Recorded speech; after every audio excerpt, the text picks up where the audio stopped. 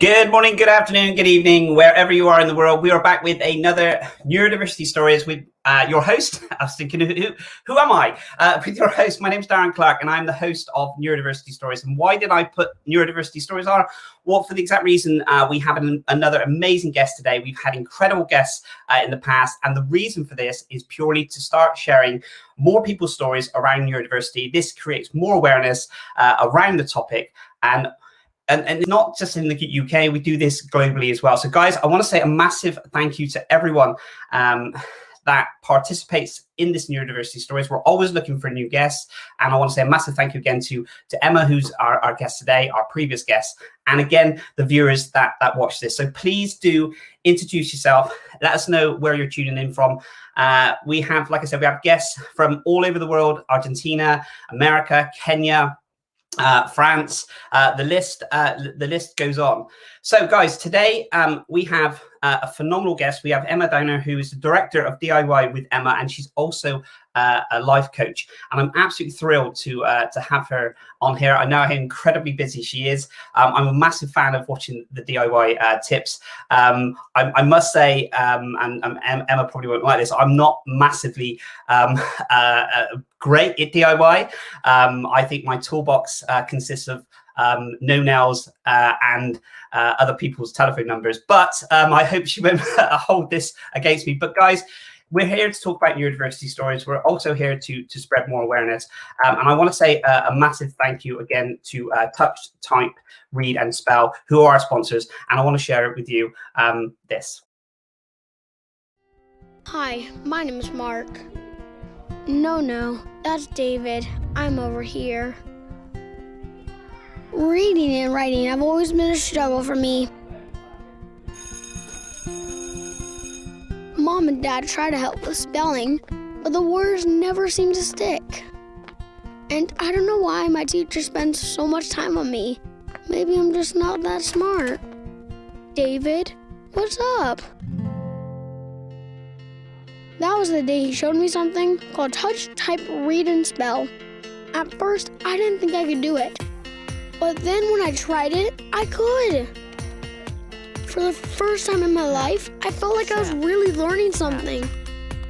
Look at these lessons. I completed them all without any help. I was practicing every day at school, at home. I was typing. Then a funny thing happened. I thought I was just learning how to write on the computer, but it started to get easier for me to read and spell too. Homework and essays stopped being nightmares. Now I can sit down and write. Words are pretty cool, and they're not the only ones. Thanks to TTRS, I realized one simple thing. If you can't do something, it doesn't mean you're not good at it. You just need to find the way that works for you. Like I found the Touch, Type, Read, and Spell way. So guys, Touch, Type, Read and Spell, all the details are in the bios and everything else. Please do check them out. Guys, I want to welcome Emma Downer, who's a director of DIY with Emma, also a life coach as well. Absolutely thrilled to have her onto the story. So guys, Emma says that I was 17 when I discovered I was dyslexic, but it wasn't until I was 28 and I met a dyslexic coach and fully appreciated being dyslexic as part of who I am. Being educated on dyslexia opened up an entirely different and better way of managing the way I work and how I exist in the world. Is now integrity in my work as a DIY educator and as a life coach, and I'm able to help others understand their own ways of working. We're going to dive into this. We're going to have an amazing conversation with Emma, and I'd like to welcome Emma.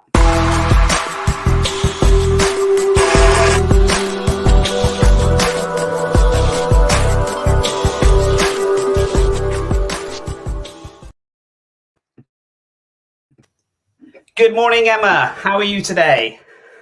Good morning. Yeah, I'm doing really well, thank you. I'm having a great week, so It's good. Oh, that's amazing, Emma. Thank you. I must say again, a massive thank you for taking the time out of your busy schedule to come onto the stories. Emma, I follow the stuff that you do. I'm like I said before, I'm probably not the best DIY. I am learning in no sense. I know we're going to be talking about dyslexia and neurodiversity, and obviously what you do as well as a life coach. But it'd be amazing if you could just let the viewers know who you are and a little bit about you. That'd be amazing. Sure, I can do that. And there's nothing wrong with no nails. If it works, then use it. Thank you. I thought when I said that, I was thinking, oh my goodness, should I? You know, when your brain, you say something and you think, did I say that out loud? I mean, yeah, I do know that all the time. So yeah, I'm Emma. I'm a DIY educator, and I started doing this about 3 years ago. But I have up until very recently been also working in my other life as a management consultant, and decided to take a bit of a leap this year and give that up and become a full-time DIY educator, just because I love it and it makes me feel really inspired. And I think that's a great thing to do with your time if you're feeling inspired by it. No, absolutely. And do you find that with helping people? I mean, I can see from the stuff you do, it's always that it's kind of your desire to continue helping and teaching and learning, and that's the kind of the vibe that I definitely get from yourself, depending on whether it's to do with neurodiversity and dyslexia, but like I said, the DIY element of it as well. Do you feel that's kind of that's your passion? Yeah, I'm obsessed with self-development and professional development and things like that. And I think when people learn things about themselves that help them to do their work better or easier, I think that's great, because they get a lot more out of what they're doing. And so often people have enormous abilities to be able to do things, but they don't realize. And this with DIY comes up all the time for me, where somebody might send me a message and say, thanks so much for your videos. I picked up a drill for the first time this week because of you. And I'm like, it's not because of me. They were always able to do this. They just needed to have somebody tell them, by the way, you could do this if you wanted to. And yeah, that's why I do it, because I love that. No, absolutely. But I think, if we take, say neurodiversity, you take dyslexia, and, we always talk about, maybe the kind of the lack of confidence in something. So it could be, could stem from school, the ability to not have that confidence with, that belief in themselves. And I really do feel, with DIY, for instance, you do need a lot of confidence, because the proof is in the pudding. If you do a good job, you actually see your results there and then. So I guess that confidence in, like I said, even picking up a drill. I mean, that's, it's not just picking up a drill. It's knowing, the power of the drill and what to do with the drill and what you're doing. So it does stem. There is a confidence element there. Absolutely. And, they sort of say empowerment comes from proving to yourself that you can do something. And it's so compelling to be able to do something and say, I actually thought I couldn't do that, and then I tried it and I could. Wow, what else am I capable of if I can do this thing that I never thought I could do? And DIY is an interesting one, because it's not something that is typically taught in schools.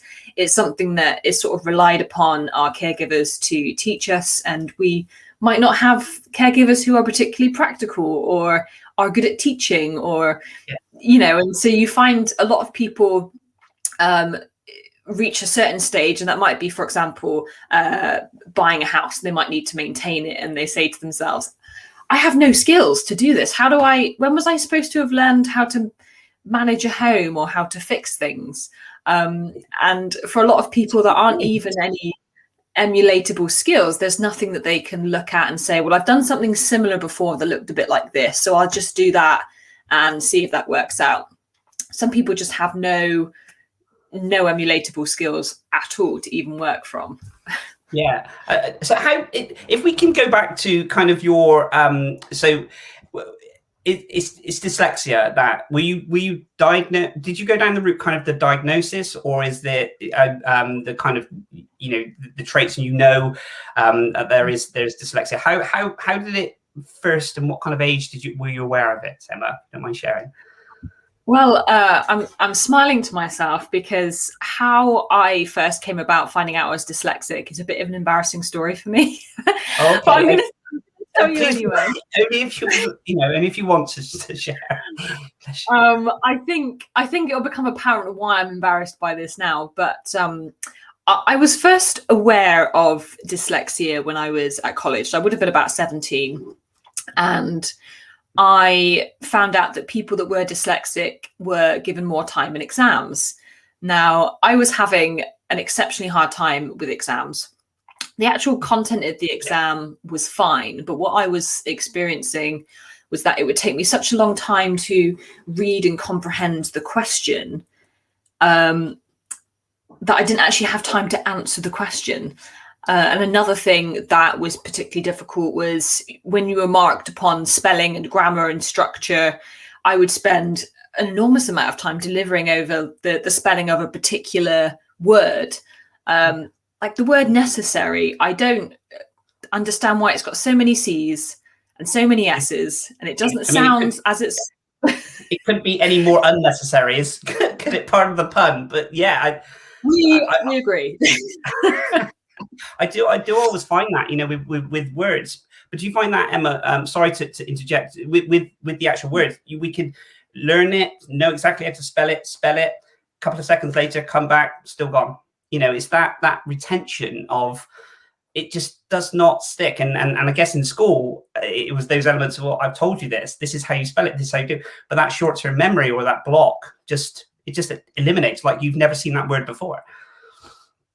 Yes, exactly. And the way that I try to explain to people around me why that happens for me is I use something that I can do to demonstrate it. So spatial awareness is something I've always been really good at. So if you and me took a walk to Scotland today, I'd be able to do the same walk tomorrow without looking at a map.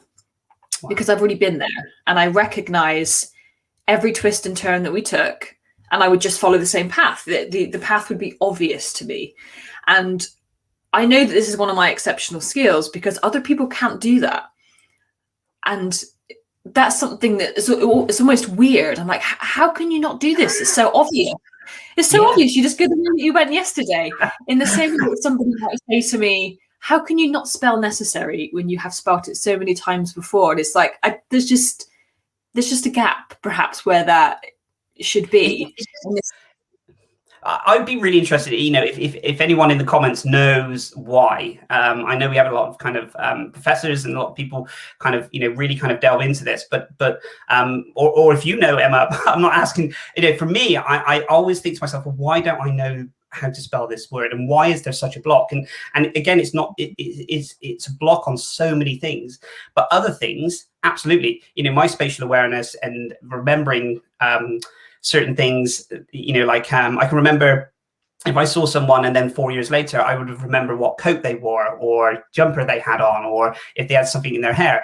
The name might escape me, but I can remember those kind of things. But necessary, or in getting the I in the there and the E in the R and things like this is just, so it's almost like it teases you with things you can do and things you excel in and things you can't. Yeah, exactly. I find it really fascinating. So if anyone does know that, I'd love to know. Just throw it out there. So you're in school and were you given extra time, Emma? Or so after finding out this information that people that were dyslexic were given more time, I hatched a plan. And my plan was this, in my 17-year-old wisdom. I thought, well, I'll go and see the educational psychologist. And because I know it will take me a long time to process the question, I'll probably do quite bad in the test that they give me. They might mistake that as dyslexia, and they might think that I'm dyslexic. And if they think I'm dyslexic, I'll get more time in exams. At no point did it occur to me that the reason I was having trouble with exams was because I was dyslexic. Wow. So I walked out of that test going, sure feel better.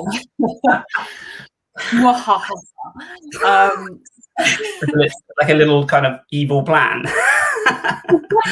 Exactly. And so I had this report, and I was able to get more time in exams, and I excelled so much more when I was given the time to fully comprehend, in the format that was given to me, which is, written word. I was able to excel really well. And it was years and years later that I couldn't tell you exactly when, but I had a moment where I was like, hold up, wait a second. Could I actually be dyslexic? Maybe this is why, and I'm reading through all the report, and I'm like, oh yeah, I do have a problem with that. And actually that thing is quite difficult. Perhaps the educational psychologist who is, very intelligent and clever actually just assessed me appropriately based upon how my mind works. So that's why I find that story a bit embarrassing, because that evil plan. But I guess we kind of hear the terminology with dyslexia, that out of box thinking, and I guess that we think about out of box thinking as if we then instigate it, but sometimes we're always doing these things subconsciously. So maybe subconsciously there was an element of thinking, well, actually I do need a little bit of time, but the creativity and the thought behind it was actually, how do I there is the problem that I'm just not going to be able to get this done within that time. However, so how do I find a way around it? And you did, and you succeeded. So little did you know that there was an underlying kind of another reason behind it, why you were thinking in that way. Exactly. And I think problem solving has always been something that I've really excelled at, finding something which is a problem and coming up with an idea that nobody else has thought of. And I remember one of my earliest problems that I had was when I was about 9 years old. The problem I had was that I didn't have enough pocket money. I'd get paid £1 a week to clean my house from my parents, and I would spend that on sweets or what have you. But I wanted more money to spend on sweets. And so to solve this problem, I took a bucket from underneath my kitchen sink in my parents' house, and I snuck out of the house without my parents' knowledge. I don't think they even know to this day, but I took this bucket and I walked around the local streets where people had cars parked, and I would go and knock on their door, and I would say, can I wash your car? And you can pay me as much as you think is appropriate, depending on how well you think I've done. Okay. And I made quite a tiny sum from this job. It's not surprising to me that I've ended up becoming an entrepreneur, because this was kind of my mindset growing up, is I've got a problem, I need more money, how am I going to solve this? And I actually found that I was getting quite a lot of work doing this, sneaking out of the house with this bucket at age 9. Were you still sneaking out at this point? Yeah, well, my parents, luckily my parents never discovered me missing, because I'm sure they would have been very panicked to discover I wasn't in the house. Where had I gone? And at one point I was getting such a lot of work that I invited my friends to come and do it with me. Wow, you had staff. You outsourced. I didn't think she was as good as me though, so I actually paid her less than I paid myself. So I just. But what age were you then, Emma? If you don't mind me asking, were you still? Yeah. So I would have been about 9, because I was still at junior school. Incredible. That's incredible. Do you know what and we'll come on to kind of your entrepreneurial side of it, because I'm really kind of interested in the journey and the path you take. But it is really that entrepreneurial, because it's also about that growth as well, because you're thinking, well, actually, I'm just getting on this work, and then you would think, well, actually, tunnel vision, I'm going to do all this and I can make more money. Then you start thinking, well, actually, I need some more help, and then I can then make more money, but with other people. So at 9 years old, that way of thinking is very entrepreneurial. Yeah, it was already there. It was already there then. I already have a great understanding of capitalism, it seems, at age 9. Yeah, I love the elements of the young kind of entrepreneurial journeys and stories. I've always I always remember when there was where I grew up, there was a big hill, and when it snowed, I'd see all the people coming down the hill and kind of enjoying themselves doing sledging, and I just remember it literally getting loads of like urns and flasks, and then put them on like a little pasting table. I think I was about 10 or 11 back then. And when they come down the hill, I would sell them hot chocolates. And it's just all these kind of, these things where you think, well, actually, there's an opportunity there. I can capitalize on this, but equally, it's very entrepreneurial. So I take my hat off to Emma. Thank you. And I think it's so important to recognize as well that people who do think in this way, we benefit as a society from people that think like this. And I've just been reading a book called Neurotribes. I don't know if you've heard of it. It's by Steve Silberman, I think is his name.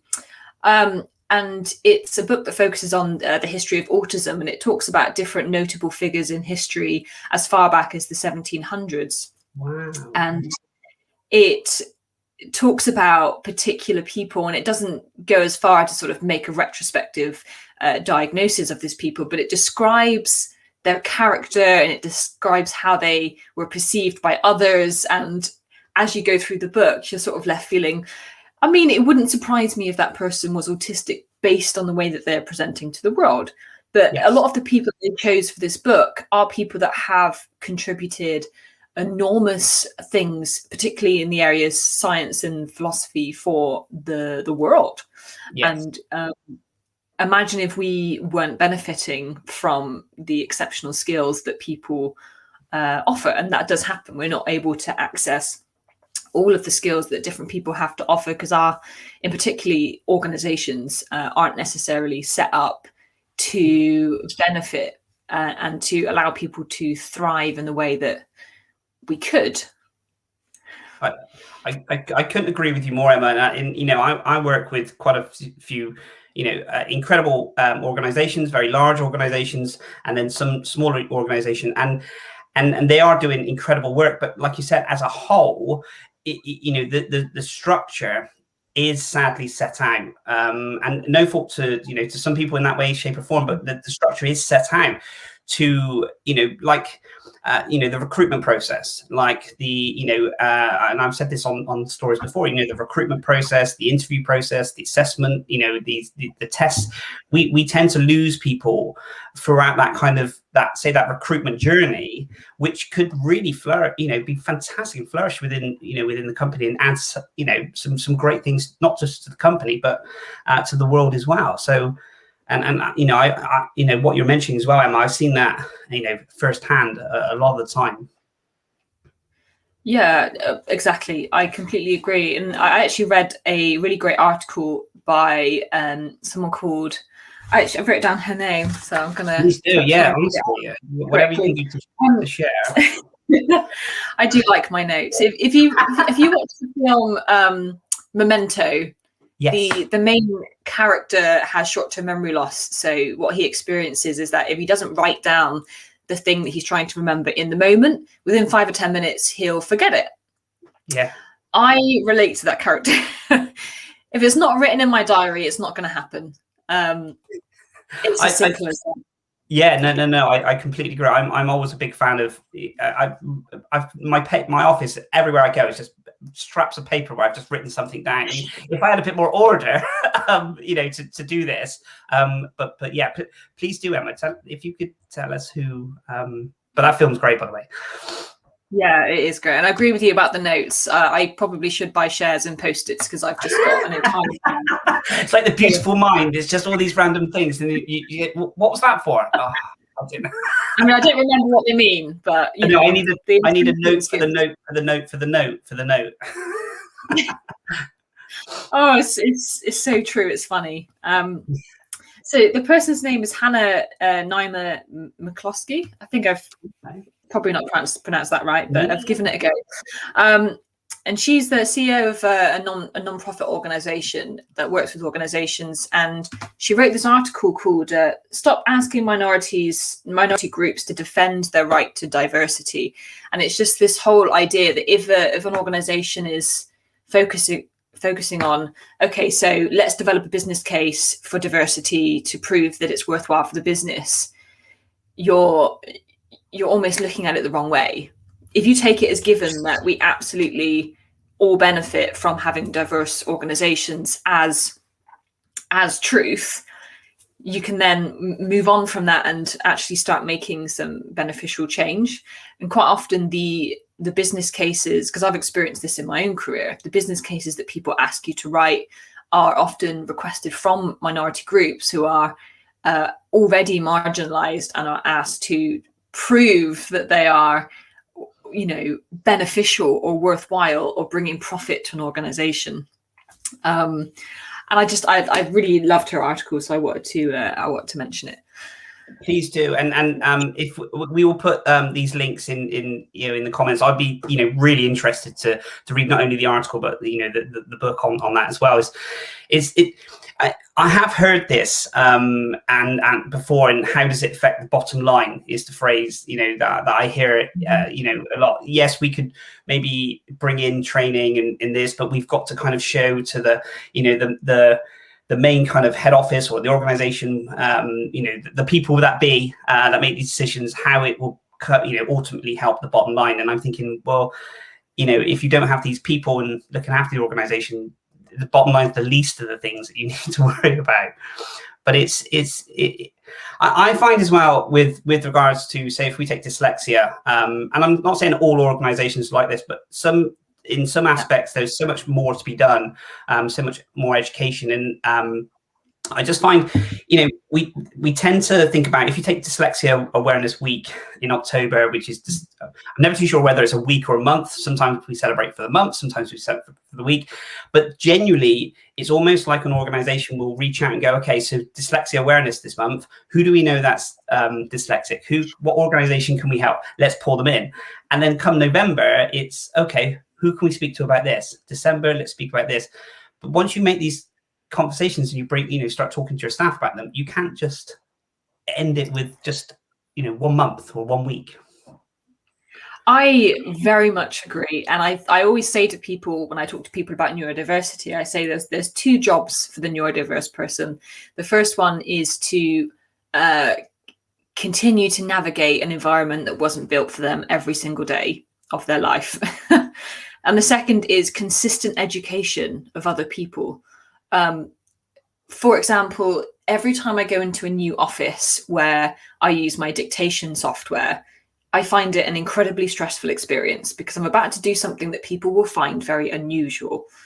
And they will ask me questions about it. And I love that people are interested, and I love that they ask questions and that they're curious, but it's also another stressful thing to have to do. So quite often, if I'm in a new office, I will announce and I'll be like, if it looks like I'm talking to my computer like a bit of a weirdo, that's because I am. And, I don't want to say that because I don't think I am a weirdo. I think it's normal. I'm just trying to anticipate I'm trying to reduce the discomfort that I'm going to feel the moment that I go, "Dear Jason, comma, new line," and everybody looks because they're like, what is she doing?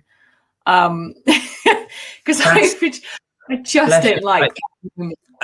I completely get it, and you wouldn't say that if someone was to pick up their glasses and put them on and then look at the screen and you'd be it's just these kind of, but it's that sense of feeling that you get beforehand. So it's almost that prejudge. Okay, so I've experienced this before where people are curious to what's going on, and the fact that you have to kind of almost stand up and announce it, kind of that you're going to be using these because you're empathetic about how they're going to feel, because you're thinking, well, they may be thinking this, and then you're protecting yourself by thinking.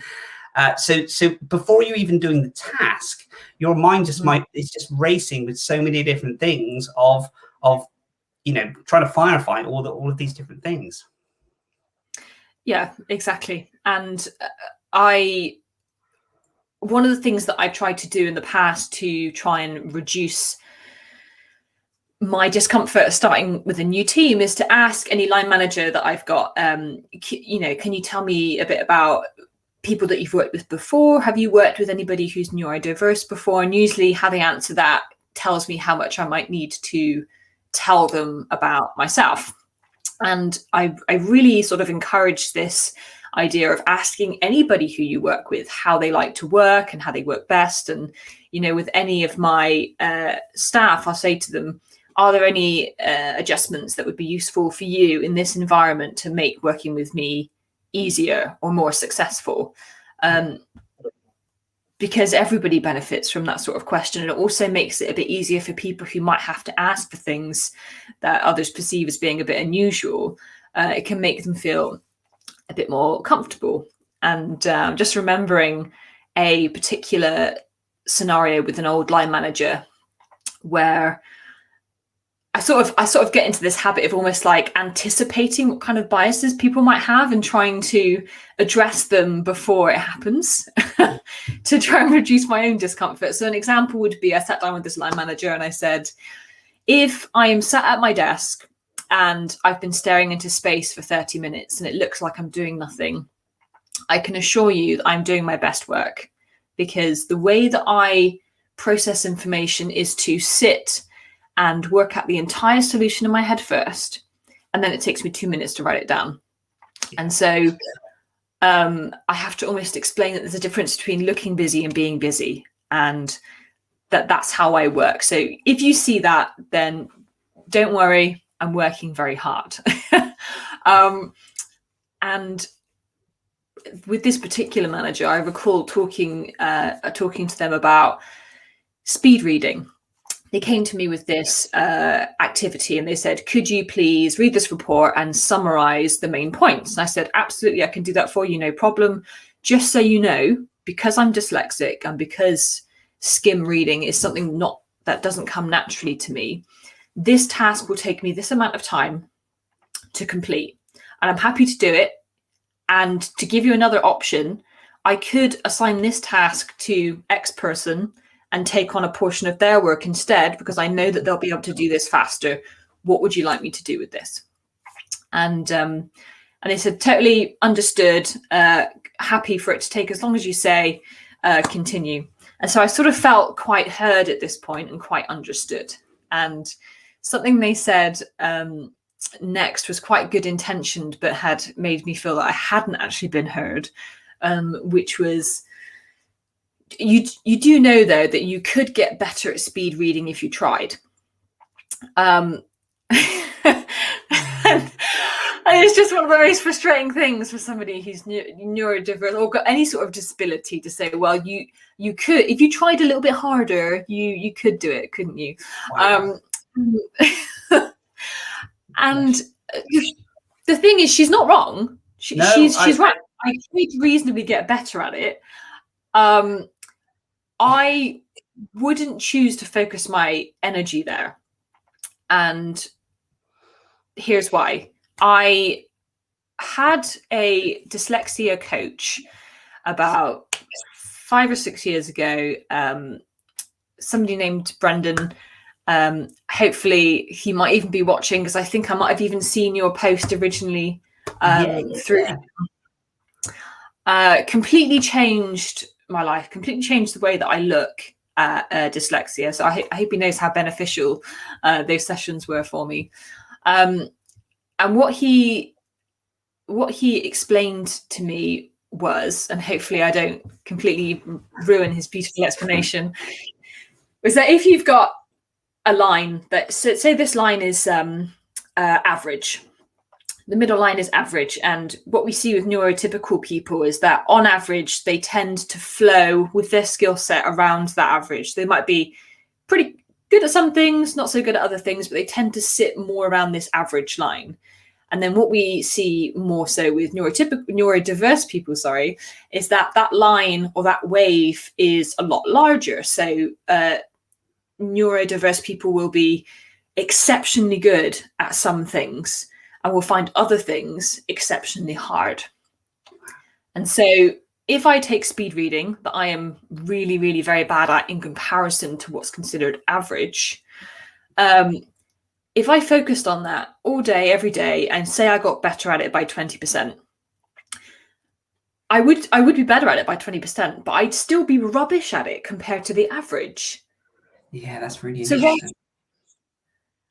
So I wouldn't do that. If I've got a limited amount of time to learn something, I'm going to take something that I'm already excellent at, and I'm going to improve that by 20%, because then I'm an expert. I'm exceptional at something. Emma, I could not agree with you more. And it, you know, focusing on those elements of what you are, and again, you know, we learn. You know, we're always continuously learning on, you know, where our skill settings sit. You know, as humans, we're always, you know, naturally learning. I always say, you know, I'm like a sponge I wake up like a sponge, always trying to absorb something new or something new experience or something else. And I'm still trying to find out what, you know, I know kind of what I like doing, what I kind of excel in, and I know what, you know, what I struggle. And a perfect example, I'm not very good at PowerPoint. Okay, so and there is a story behind this. Really, great, thanks for sharing. But with the PowerPoint side, but a lot of when I was in the corporate side, a lot of when I was going for promotion or senior management or anything else, the statistics that they wanted, you know, given when you were giving the presentation was always PowerPoint, and it always had to be, you know, these big, and I love PowerPoint. I think they're great, but it's not my forte. So when I was given the task to get, you know, to go for a promotion, I think it was store manager or something, and I had to do this presentation, I knew that if I learned PowerPoint and had to spend all my time making sure this amazing PowerPoint was fantastic, that would take up all my time of what I need to do to present the case of why I should get that promotion. And I always remember there was 5 of us that went for this promotion. 4 of them did, 10 of us, sorry. 9 of them did the PowerPoint. I did childlike drawings on a flip chart. But it was so different, and it was mocked at the time. And I think these people who were sat in front of me really, I didn't know, quite angry at the start because they thought I was making a mockery of the whole thing.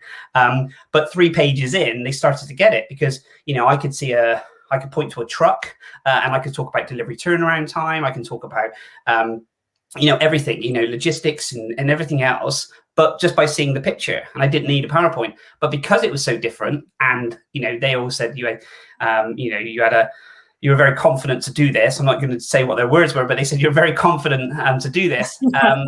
You know, I got the position just by, and you know what, Emma, they said afterwards, they said, you know, why did you do that? That would have took, you know, a lot of confidence to, you know, to do something like that. And I said, that's just the way I learn. That's, you know, and I said exactly like you said, Emma, if I spent all my time doing this and not that, my presentation would have been, you know, a lot different. Would I have got the job? I don't know, but it is those different way of working. Yeah, I always say neurodiverse people are a package deal. You can't expect to benefit from exceptional skills that people bring without recognizing that there's going to be areas that they're not especially good at, and those things can always be contracted out to somebody else. It's not a problem.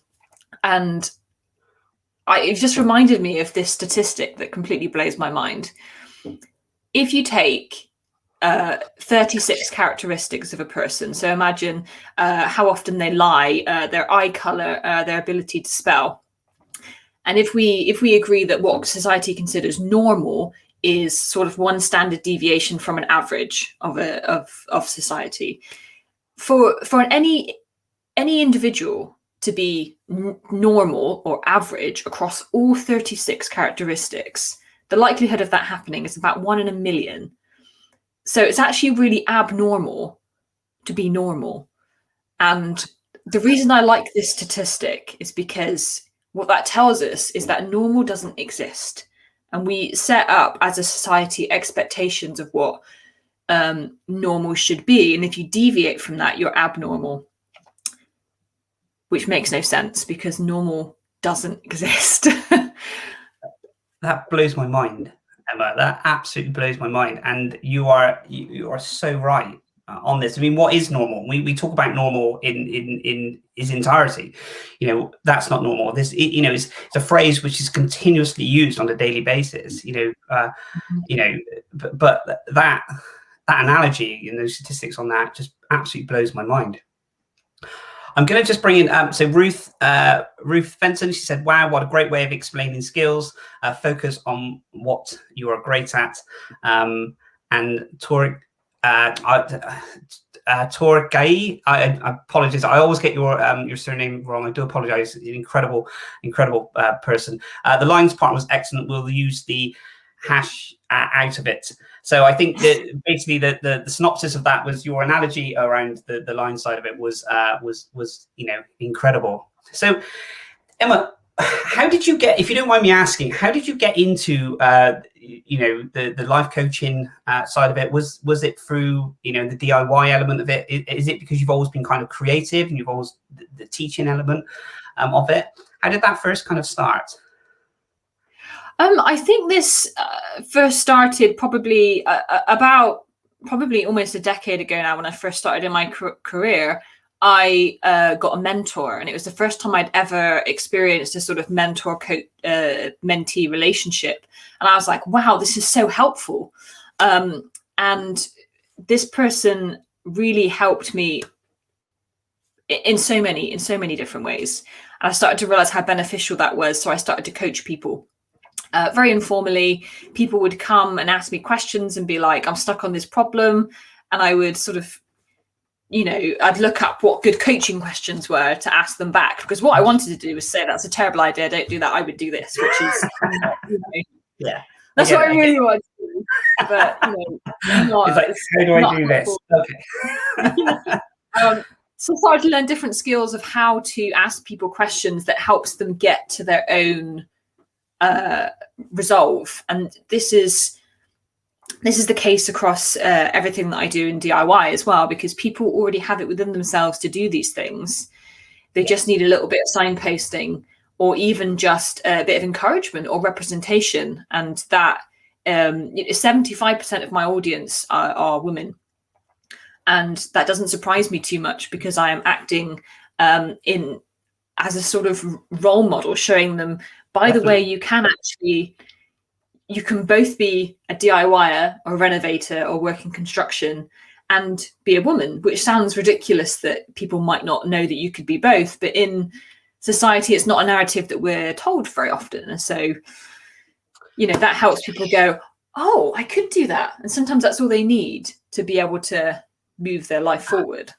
Absolutely. I think it is that element, and you've proven it time and time again, Emma, in that element of, it's almost asking that question, well, why can't I do that? And then someone really kind of help and say, well, actually you can. And sometimes it's those, the kind of light bulb moments, well, of course you can, why not?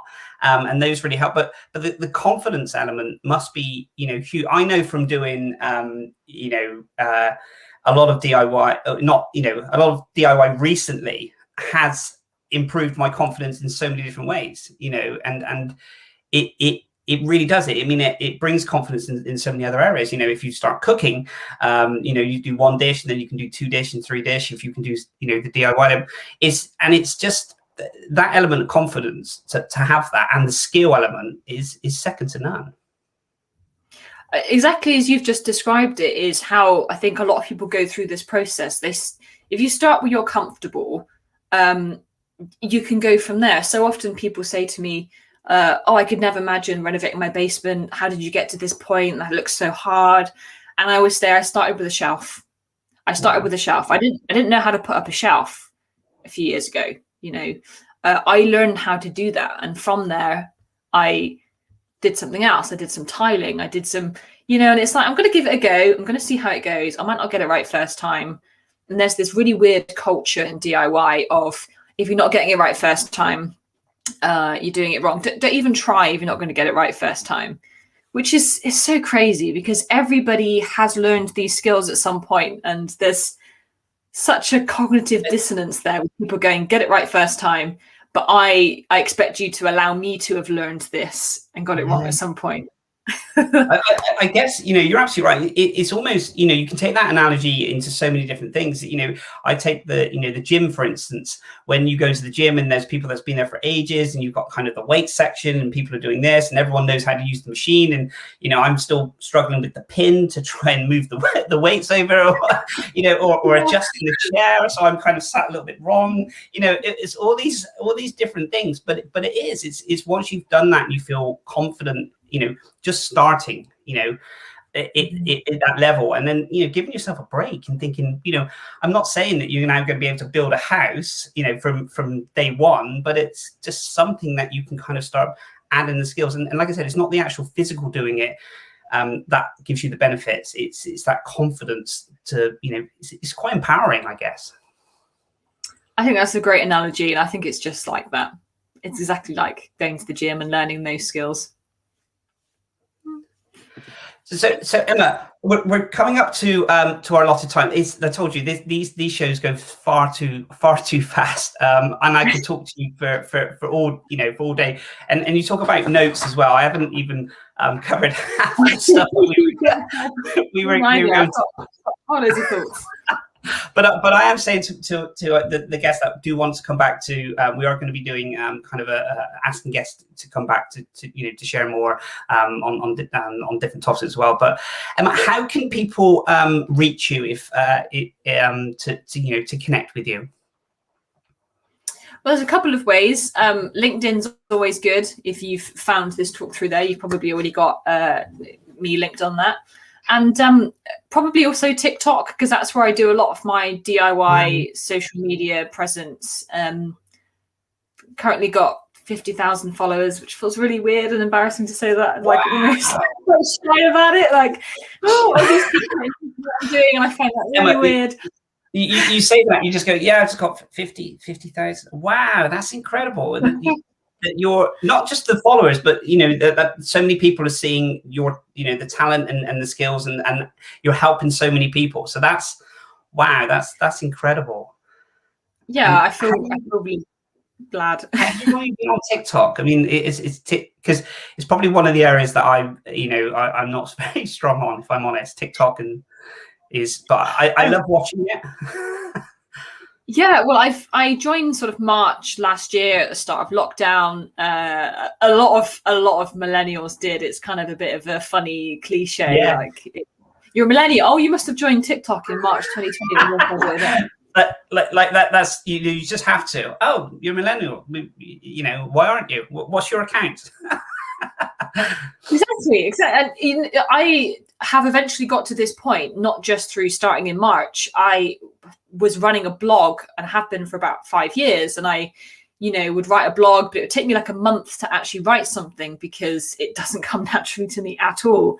But making videos does come very naturally to me, so I produce stuff every day, and so that kind of took off, I think, probably because it was quite natural to me, and I was able to produce quite a lot of content to help people and answer questions, etc.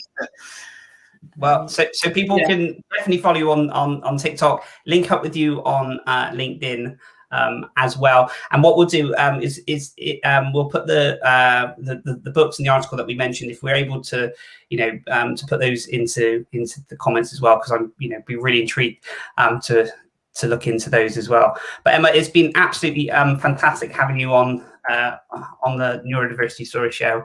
I hope you have an amazing rest of the Friday and a fantastic weekend. And like I said, thank you so much again for your time. Thank you so much, Emma. Thank you. Inviting me.